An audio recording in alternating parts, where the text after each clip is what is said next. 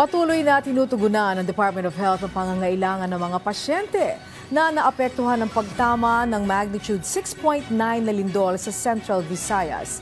Si Gab Villegas sa sentro ng balita.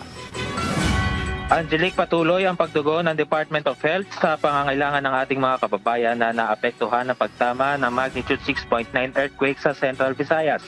Ayon kay DOH spokesperson, Assistant Secretary Albert Domingo, agad na nag-deploy ang kagawaran ng mga tauhan para umalalay sa paglilipat ng mga pasyente mula sa ground zero patungo sa iba't ibang mga ospital sa lalawigan.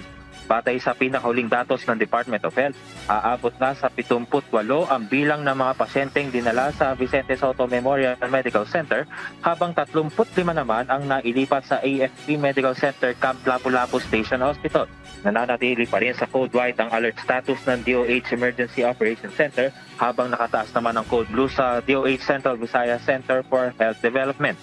Layon ng kagawaran na mabawasan ang bilang ng mga pasyente na nasa Bogo City. Wala ring naiulat na pinsala sa mga ospital.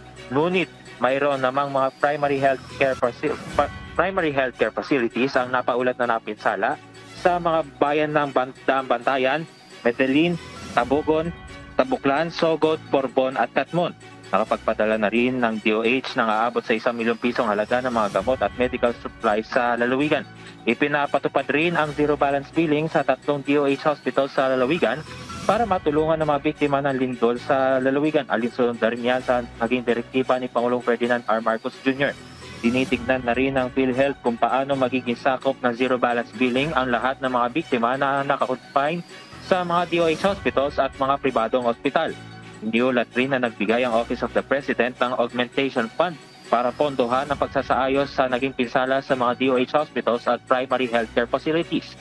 Nananatili pa ring dagsa sa mga ospital ang mga biktima ng lindol dahil sa dami ng mga nasugatan. Anya, karamihan sa mga ginagamot ng mga biktima ay nagtamo ng gasgas o pasa at kakaunti lamang ang mga pasyenteng nasa critical na kondisyon. Nadagdagan rin ang bilang ng mga nagdo-donate ng dugo para sa mga nangangailangan trauma patients. Handa naman ang World Health Organization na tumulong sa Pilipinas sa oras na kakailanganin nito ng karagdagang tulong.